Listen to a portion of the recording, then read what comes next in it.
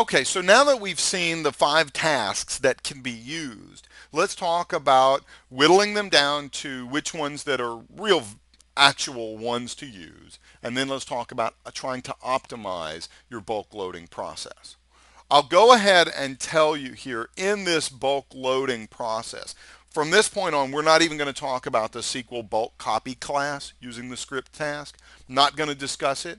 That's really, like I said earlier, something that you'd probably do outside of SSIS, not something that you would do in a package. And then 2 is the BCP using the execute process task. Could you do it? Totally. Absolutely. It would work. It would be great. Awesome. But there are probably better ways to do it. Okay, so you're probably better off using a bulk insert task or using the execute SQL task or using a data flow task. So it's those 3 we're really going to focus on here. Okay, now, so let's talk about the challenges that you face. So what we have to deal with is millions of rows. Let me just go ahead and say this whole section on bulk loading, if you just have 100,000, 250,000 rows, even just a million rows, who cares? That's so little data that performance won't matter. Okay? I mean, really, what's the difference between 3,600 milliseconds and 3,800 milliseconds? In the real world, that's not going to matter.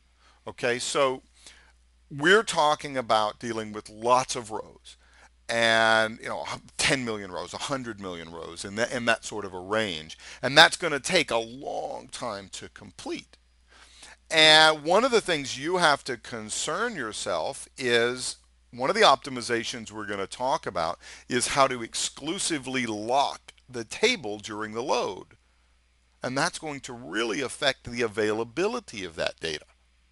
So if your data is unavailable, you want to make it available as quickly as you can, and that's where these optimizations come into play. Okay? So our goal is minimizing the amount of time it takes to do the bulk load. Okay, so I put just a random example. I just pulled these numbers out of the air. So I try one technique of doing a load or one system for loading the data. It takes 20 minutes. I try another less optimized system and it may take 80 minutes. It may take 2 hours. So there can be drastic differences. This has got to take a lot of data coming into it before it takes 20 minutes or 80 minutes. And that's why I'm saying make sure you're talking about lots of rows before you start this optimization process. So you've got to understand all the options available, how they affect the performance, and the availability of the data. And remember, when I say availability of data, I mean can users access the rest of the table while the bulk load is being performed. And I'm going to go back over here to the previous screen and just to remind you what we said here. You can lock the table while you're performing your bulk load. Well, if you do that, the table is not available. The rest of the data in that table is not available to users. That's what I mean when I say availability of data. Your goal is making that data available as quickly as possible. Now, we're going to break down these bulk load optimizations, or I'm going to do that, into 3 sets, 3 groups, 3 categories here. Let me just say, I made these categories up. You're not going to find them in the documentation. I just kind of made them up because it's a logical way to group these categorizations. So number 1 is things that DBAs can do, DBA Based Optimizations. And now when I say things that DBAs can do, I am meaning a developer would probably not have the required permissions to perform these operations. Okay, so I'm segmenting the developer and the DBA. So I'm assuming that you have within your company multiple employees that are responsible for these different roles, and a DBA would not give a developer these permissions, generally speaking. Now, you may be the only one in your company, and that's cool. Then you can do all of this stuff, and it doesn't really matter. But that's what I mean when I say a DBA based optimization.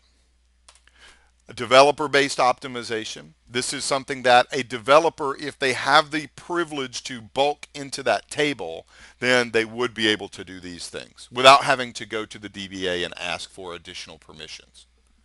And then lastly would be things that are based on business rules.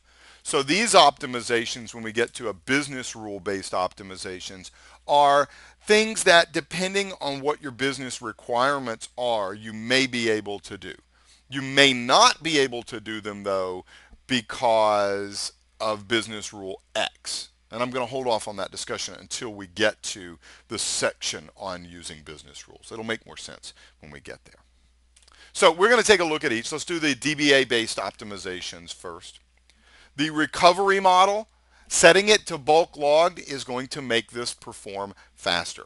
So bulk logged recovery model is for bulk operations.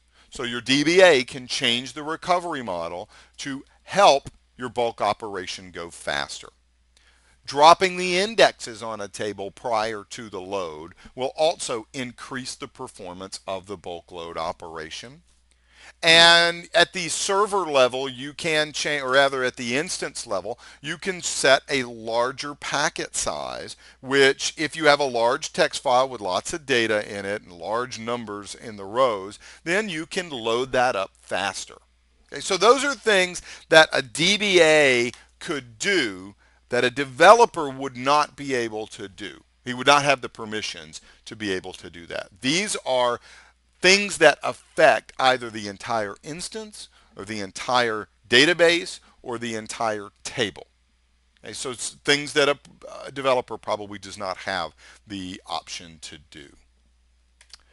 So like I say, at the bottom, I just kind of put that note. You may have to have a good relationship with your DBA, and you guys may have to sit down and come up with a plan to do this bulk load.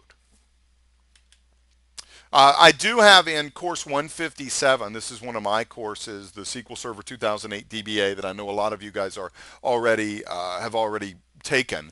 I have a whole bunch of videos on how bulk logged operations work, what is the bulk log recovery model, why would you drop the indexes, how to set up jobs that do all of this, how to do maintenance plans. All of that is in that particular course, so you can just go up to learnitfirst.com and find that particular course. Okay, so here are things that developers can do. This is what I call the developer-based optimizations. These are things that you do not have to have other permissions other than to be able to bulk load into the table. You don't have to go back to your DBA to get these permissions. So one of the things that you can do is changing what we call the batch size. Okay, so the batch size says how many rows does SQL Server load up in a single transaction. By default, it loads all rows in a single transaction. And that causes a lot of work for the transaction log, and it causes a lot more overhead for SQL Server to do the load than is necessary. So typically we're going to change that batch size to 1,000 or 5,000, somewhere in that range of 1 to 10,000, with 5,000 probably being a really good number for a big load. And that way we load up 5,000 rows at a time and we commit the transaction. We load up 5,000 rows, we commit the transaction. So at the end of 10 million rows, we've created X transactions, whatever the math would actually be, as opposed to a single transaction. Now, another option that we can do is instead of having one big text file with 10 million rows, we could create 10 smaller text files, each with 1 million rows. And then we could load those up in parallel. So probably a better example would be if we had 8 million rows and we split them into 8 different 1 million row text files, and we had an 8 CPU machine, we would get better performance because each CPU would be allocated to a single file. Okay? We would be able to load them in parallel. I could use the order hint. If I know that the data in my text file matches my clustered index, it's going to save me the time of reordering the index. And I can specify a table lock to lock the table. This is actually a very, very important piece of our optimizations. Okay, without a table lock, it's going to be much slower to load the data.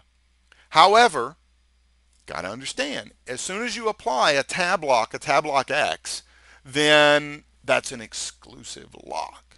And now other users cannot use that table until you are finished with your load.